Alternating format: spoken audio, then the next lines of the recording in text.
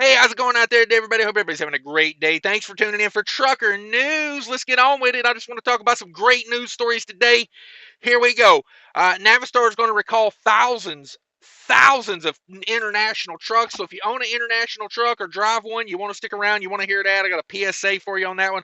Trucker says he feels blessed to survive after 13 shots fired at his semi by a random guy in Kansas. Damn it, Bobby. 6 Maryland road workers killed in crash involving 2 four-wheelers. Man, that's a crazy story right there, but there's another PSA in that one. Founder of major family-owned Ohio-based trucking company passes away at age 77. A busy Tennessee TA location will close at the end of March 2023. Trucker recovers nearly $40,000 in cash that was seized from him through civil forfeiture in Arizona in 2020. Yeah, think about that. And $1.5 million worth of cocaine was seized from a semi-trailer loaded with watermelons. Oh, that's going to be a story right there. So let's get to it. First story, internationals recalling these trucks. Navistar recalls thousands of international trucks for possible grill detachment. Navistar recently issued a recall for certain international HX trucks for a defect that could cause the grille surround to separate from the truck. The recall affects a total of 5,805 international HX trucks models 2020 through 2024 that are built with a steel grille surround rather than a non-steel. Estimated 100% of the recalled vehicles have the grille defect. Ooh, there you go. So if you've got the steel grille surround on your HX International, you're definitely going to want to get this done. The grille surround is attached to 8 mounting brackets by a bonding material. Over time, corrosion can develop between the two dissimilar metal components and cause the bonding material to lose adhesion. There you go, and then it's going to fall off, and you're going to be in trouble. So be sure to get that looked at, get that worked on.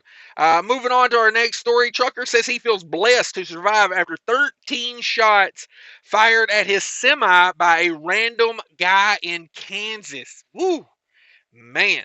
A truck driver is warning fellow drivers to be aware of your surroundings at all times following a terrifying encounter with a man who attacked him with both a metal rod and a gun. Whoa. Um, this all took place in Oakley, Kansas on March 3rd, 2023. I just finished my 30-minute break, parked, and was getting ready to leave out, and random guy parked by the stop sign blocking my way out. He approached my semi-truck talking crazy, and so I rolled up my window and started backing up my truck and trailer to go the opposite way from him. But he came charging at the truck with a metal rod and smashing everything. I had 911 dispatch on the phone and tried to advance forward, but the guy basically threw himself in my path as if suicidal, so I stopped. After I stopped, he started shooting 13 shots fired at the truck. I'm grateful to still be alive today with no life-threatening injuries. Just please, all you truckers and non-truckers, please be careful no matter where you go, where you are. People are crazy these days. Yeah, they're putting something in the cornflakes, I hear. There's something in the cornflakes, something like that. Maybe in the breakfast cereal aisle, there's something there making us all crazy. But there you go. What would you guys have done if someone came running at your truck, smashing it up, and they had the exit blocked? I got a deer guard on my truck. I think I'd take a shot and go for it. Just me personally. You know, what I mean, I might have to push that car out of the way. I might destroy my deer guard, but I'd rather be alive with a smashed up deer guard, you know what I'm saying, than the other way around. 6 Maryland road workers killed in crash involving 2 passenger vehicles. This is a really bad story right here, but I did want to touch on it a little bit. That's what she said. But I did want to touch on it a little bit just to bring awareness to this. Maryland State Police and federal authorities are investigating a crash involving passenger vehicle drivers that claimed the lives of 6 highway workers. All 6 workers were killed in the construction zone because 2 idiots were speeding and racing each other is what it looked like to me. It looked like a little bit of a jockeying for position. You know how these four-wheelers can't be, I got to be in front of that guy. That's what it looked like to me. You can go watch the video. It's all over the internet. two idiots just doing idiot stuff and killed 6 people. Here's the thing, guys. Slow down in the construction zone. Here's what kills me, okay? I slow down to 55 in the construction zone. I get in the lane I'm supposed to be in or whatever the speed limit is, and it never fails. There's a governed company truck blowing past me in the construction zone. I'm going to tell you right now, like, in most states, 10 miles an hour over the speed limit in a construction zone is considered reckless driving. Okay? You want to stop yourself from being able to be hired where you want to be hired, or leased on where you want to lease on, or get your own authority. Get yourself a reckless driving charge put on your license and see how life changes. So, I'm not going to dwell on this. I mean, 6 people lost their lives. God bless them and their families. But we just got to be straight up about it. Like, there's a lot of people speeding in these construction zones, guys. It ain't worth it. Even if the construction zone is 5 miles long, what's it hurt to slow down for 5 miles? Think about it, okay? Just be considerate of other people's lives. When you see people out there, slow down, especially if you see construction going on.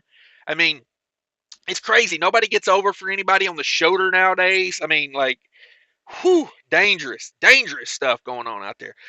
So here we go. Next story. Founder of major family-owned Ohio-based trucking company passes away at age 77. This week, the founder of R&L Carriers, based in Wilmington, Ohio, passed away following an illness. Ralph L. Larry Roberts Sr. died on March 19th in Ocala, Florida, at the age of 77. According to reports, Roberts passed away following a battle with dementia. Roberts, the founder of the company, would become R&L as a teen in 1965 with a single truck he used to haul furniture. Following the purchase of interstate and intrastate authority from Mayfair Moving and Storage, the company expanded operations. Today, the R&L Carriers fleet consists of more than 21,000 tractors and trailers. The company remains family-owned and operates and employed around 18,000 people, provides LTL, truckload, and expedited and cross-border shipping services to customers in all 50 states, Mexico, and Canada. Roberts famously said once, "You get a whiff of that diesel smell and you never outgrow it." There you go. That's a trucker at heart. RIP to that guy, man. He built a hell of a company. I hope nothing changes. I hear a lot of people talk good about R&L that work there. So hopefully not a whole lot changes. You know how sometimes when companies change hands like that, from the founder down to the other family members, sometimes things change. I hope things remain the same there. And RIP to that guy, man. He built a massive company. Busy Tennessee TA location going to close at the end of March 2023. The TA in Nashville, TA Travel Centers is shuttering a truck stop location in Tennessee as of Friday, March 31st. TA will close the Nashville location off of I-24, exit 48, the one right downtown. The Nashville TA has 167 truck parking spaces. A TA representative said the company looks forward to serving drivers at 3 other stores within 30 minutes from the Nashville store. They're talking about the Franklin location, I-65 exit 61, Antioch location, I-24 exit 62, and the Petro in Kingston Springs, I-40 exit 188. So there you go, guys. At the end of March, Nashville losing 160-something parking spots. Whew, parking's just getting tougher and tougher in that area. Let's see what we got here. Next story. Trucker recovers nearly $40,000 seized through civil forfeiture in Arizona in 2022. Wowzers. A trucker finally recovered nearly $40,000 in cash that was seized from him as he was in the process of buying a new truck more than 2 years ago. Authorities in Arizona have returned $39,500 in cash to a trucker, Jerry Johnson, following a series of court battles, according to the nonprofit civil liberties law firm Institute for Justice. The ordeal began in August 2020 when Johnson flew to Phoenix to purchase a new truck for his company, which is based in North Carolina.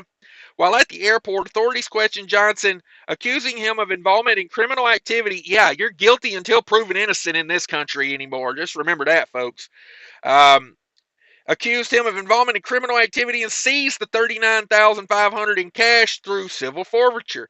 Yeah, how dare you have cash of that amount on you? How dare you carry around $40,000 of the Federal Reserve's money? You're not allowed to do that. The Arizona Republic reports that Johnson said he was coerced by the police to sign a waiver at the airport that indicated that the money was not his in order to avoid going to jail. Johnson told the outlet that he didn't understand what he was signing. Yes, never sign anything until you get a lawyer present. That would be my recommendation. According to uh, International Justice, or whatever that was called, an Arizona trial court ruled that Johnson failed to prove that the cash was his and refused to return the money, took over Johnson's case, and in May 2022, the Arizona Court of Appeals sided with Johnson, finding that the trial court ruling violated Johnson's right to due process. While the cash was returned, um, just entered whatever, what the hell is the name of that place again? Institute for Justice. Okay, sorry. Um, while the cash was returned, Institute for Justice points out that the state paid less than 0.8% in accrued interest after moving to dismiss the case but refused to pay his attorneys. Wow. Fees, they refused to pay his attorney's fees and interest at Arizona statute rate for just judgment. Institute for Justice says that it will continue to fight to get Johnson the money that they say he is owed by Arizona. Yeah, think of that. Didn't get to buy a truck in 2020, so he missed out on 2020 rates, 2021 rates, and now they give him the money back to buy a truck at the absolute worst time. I mean, maybe a couple months ago would have been worse because truck prices are starting to come down, but boy, they got him. And didn't he pay him 1% interest on the money? My Lord, man, what a corrupt system we live in. Jerry's case, let's see here. This says Jerry's case potentially illustrates the injustice of civil forfeiture, even when someone ultimately gets their property back, says Institute for Justice senior attorney Dan Albin. It took 31 months for Jerry to finally get his savings back, even though he was never even charged with a crime. In the middle of COVID pandemic, Jerry had to find a way to keep operating his small trucking business after its working capital was seized, while also scraping together money to hire an attorney. Wow. We're glad the money has been returned, but Jerry still needs to be made whole. Yeah, they got him good.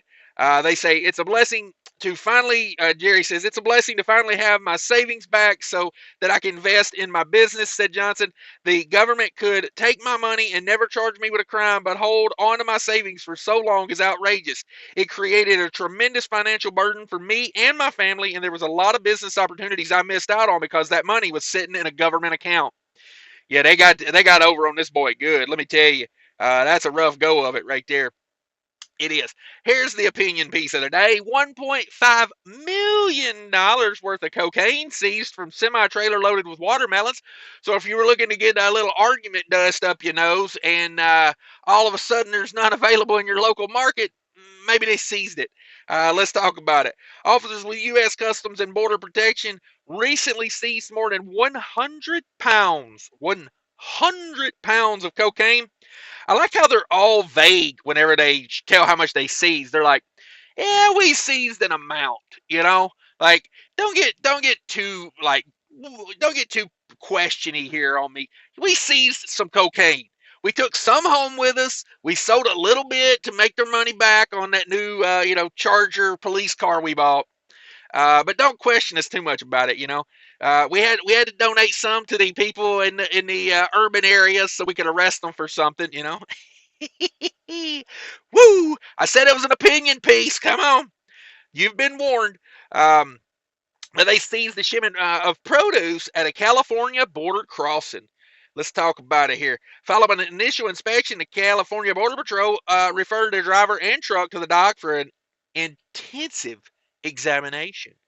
After a canine unit alerted the shipment of watermelons, California Border Patrol searched the cargo and found 22 wrapped packages of cocaine with a combined weight of nearly, see, here we go again with these vague amounts. Do they not have a scale in that son of a bitch? Can they not weigh it and tell me exactly how much it is? You know they got an exact weight on it. Shit, come on. of nearly 120 pounds concealed with plastic pallets. The estimated street value of the seized drugs is 1.5 million. The 41-year-old truck driver was arrested on drug smuggling charges and turned over to the U.S. Immigration and Customs Enforcement, also known as ICE, Homeland Security investigation for further investigation.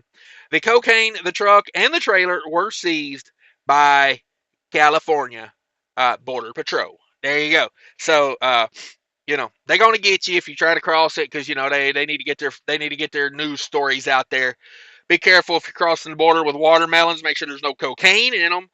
Wouldn't that be something, you didn't know it was loaded on there and you're just taking a load of watermelon somewhere and they got you? Be hard to prove that you didn't know. You know what I'm saying? It'd be tough to know. Just saying.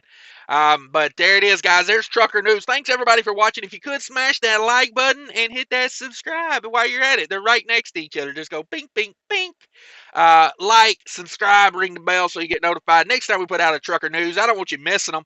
As a friend, I want you to be able to watch them and be notified when they come on. So thanks for watching, everybody, today. Remember, take care of each other out there, and people are more important than trucking.